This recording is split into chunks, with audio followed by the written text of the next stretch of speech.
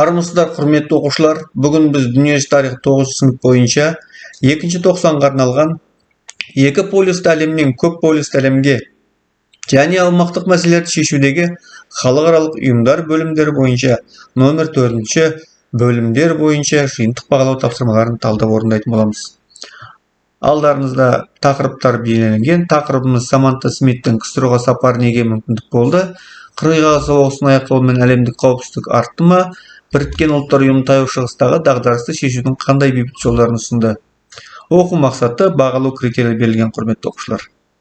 Бірінші тапсырмада біз суретті пайдалана отырып, хаттағы жауап береміз хаттарға.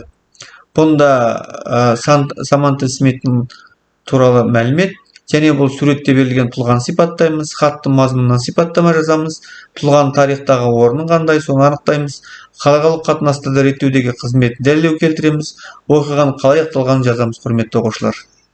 Екінші тапсырмада Қырғыз соғысының аяқталуымен әлемдегі қауіпсіздік артты деген пікірге қатысты өз пікірімізді білдіреміз. Біріккен ұлттар ұйымының таяу шығысындағы үш тапсырмада дағдарысын шешудің қандай бейбіт жолдарын ұсынғандығын жазатын боламыз. Бағалау критерийлері көрсетілген. Алдарыңызда үш тапсырма, дескрипторлар және жалпы балл бізде жинау 12 балл шәкіл балл жинау қажет етеді, құрметті оқушылар. Онда бірінші тапсырманы орындайтын болайық. Бірінші тапсырмада суретте берілген тұлғаны сипаттаймыз. Бұл Саманта Смит. Саманта Смит штатында тұрған америкалық оқушы қыз. Ол Кеңес одағының коммунистік партиясының жаңадан келген бас хатшысы Юрий Андроповке жазған хатын кейін бүкіл әлемге танымал болды. Саманта журналының мұқабасында ақш президенті Рейган жаңа кеңес басшысы Андроповтың суретін көрді.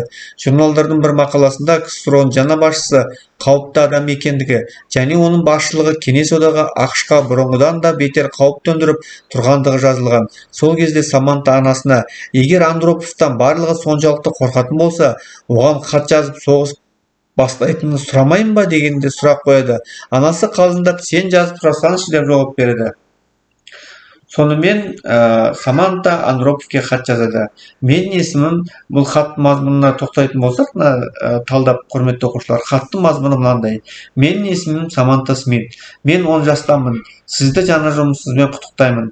Мен Ресей мен ақш арасындағы ядролық соғыс басталады ма деп алаңдаймын. Сіз соғысты жақтайсыз ба, жоқ па? Олай болмаса айтыңызшы, оның алдын алуға қалай көмектесесіз? Сіз жауап беруге міндетті емессіз. Бірақ мен жауап алғым келеді.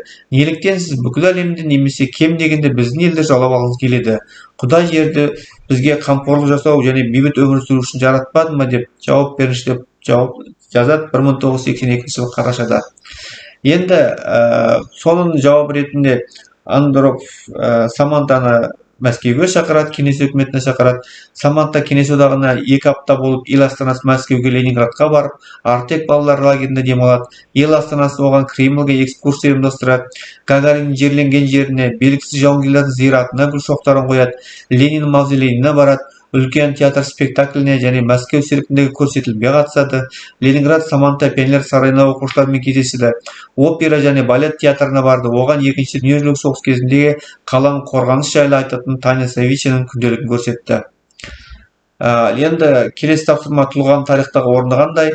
Әрине Саманта 1980 жылы Мадридте бейбітшілік қолдау сыйлығымен марапатталды. Ол Time журналының жыл адамы болды және басқа да түрлі сыйлықтар марапатқа ие болды. Халықаралық қатынастар реттеуде қызметі дәлел келтірді десеңіздер, онда елдер арасындағы түсіністікті сейілтіп, Қырғыз соғысының бәсеңдеуіне себепкер болған 10 жасар американдық оқушы Саманта Смит, құрметті оқушылар. Оқиғаның қалай аяқталғанын жазыңыз. Ауыр сырқаттанып жатқан Андропов Самантамен кездесе алмады. Алайда олар телефон арқылы сөйлесіп, КСРО басшысы қызға көптеген сыйлықтар жіберді. Саманта бұл сапарын кеңестік және американдық баспасөз құралы екеніне жариялады. Сондықтан Саманта туралы жиі темір пердені ашуға себепкер болды деп жазды. Самантаның сапарынан кейін бала дипломатиясы түсінігі пайда болды. ксро оралған соң Самантаны түрлі шоу мен сериалдарға шақыра бастады. Сондай бір түсірілімнен келе жатқан кезде әкесі екеуі 1985 жылы 25 тамызда ұшақ апатына түсіп қаза болды. Самантаның қазасы оның халықаралық бітімгерлік қызметімен байланыстырды. Алайда апатты зерттеу есебіне сәйкес апат ұшақ жүргізушісінің кінәсінен болғаны дәлелденген. Небәрі 13 жасында бүкіл әлемдік танымалдыққа ие болған американдық қыздың өмірі осылайша оқыстан үзілді. Екінші тапсырмада қырғи-қабақ соғысының аяқталуымен әлемдегі қауіпсіздік артты деген пікірге өз пікірімізді білдірейік. Бұл позиция, бұл позиция бойынша алдарында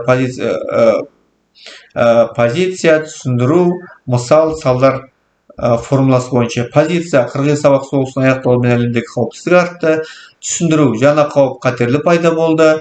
Мысал, қырғи-қабақ соғысының аяқталуымен бірге терроризм, жаппай қырып-жою, қаруын тарату, ұлтаралық жанжалдар және қоршаған ортаны ластау сияқты мәселелер алдыңғы планға шықты.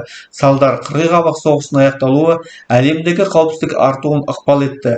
Бірақ бұл процесс күрделі және қарамағайшылықтарға толы болды. Ядролық қаруды шектеу және биологиялық жүйенің ыдырауы, оның нәтижелері болса, оның қауіп-қатерлері мен дезинтеграциялық процестер қауіпсіздікті бұзды. Сондықтан пікірлердің әртүрлігі табиғи және бұл мәселе зерттеуді қажет етеді, құрметті оқушылар. Үшінші тапсырмада Біріккен ұлттар ұйымы таяу шығыстағы дағдарысты шешудің қандай бейбіт жолдарын ұсынғанын жазыңыз. Бірінші, дипломатиялық келіссөздермен араласу. Біріккен ұлттар ұйымының жарғысына сәйкес дауларды шешуде алдымен бейбіт құралдар қолдану қажет. Бұл келіссөздер араласу, жарастыру, арбитраж және сот тергеу сияқты шараларды қамтиды. Қауіпсіздік кеңесі дауды бейбіт жолмен шешу шараларын қолдана алады, ал бейбітшілікке қарсы қауіп төнген кезде жедел шаралар қабылдай алады. Екінші бағыт гуманитарлық көмек және зорлық алдын алу. Біріккен ұлттар ұйымының бейбітшілігін орнату және сақтау, сондай-ақ гуманитарлық көмек көрсету мақсатында кешенді операциялар жүзеге асырды. Қақтығыс соңынан кейінгі жағдайларда зорлықтың түп негізін жоюға және тұрақты бейбітшілік негізін салуға бағытталған шаралар қабылдайды. Үшінші, қауіпсіздік кеңестері мен мониторинг. Біріккен ұлттар ұйымының қауіпсіздік кеңесі аймақтағы қауіпсіздік жағдайын бақылайды және қажетті кезде шаралар қабылдайды. Біріккен ұлттар ұйымының ұсыныстары мен шаралары әдетте ұзақ мерзімді перспективада бейбітшілікті орнатуға және дағдарыстық жағдайлар реттеуге бағытталған. Алайда аймақтың күрделі тарихи және саяси контекстіне байланысты олардың тиімділігі әртүрлі болуы мүмкін. Міне, құрметті оқушылар, біз бәрін талдап болдық. Енді алдарыңызда рубрика. Бұл сіздердің күтілетін нәтижелеріне, яғни жетістіктеріңізге сүйенетін бағалау өлшемшарт табылады, құрметті оқушылар. Сіздердің жетістіктерін осымен салыстырады. Рубрикалар қамтамасыз ететін қалыптастырушы бағалардың мәні зор. Рубрикалардың негізінде сіздердің мықты және әлсіз жақтарын ашатын, инсайтты мүмкін ететін сауалдар мен тапсырмалар компоненті болып шығады. Құрметті оқушылар, біз бұл жұмысты талдап болдық. Қандай сұрақтарыңыз болса жазыңыздар, мен сұраққа жауап беруге дайынмын. Алдыда тұрған сынақтарға сәттілік тілеймін. Келесі кездескенше аман есен сау болыңыздар.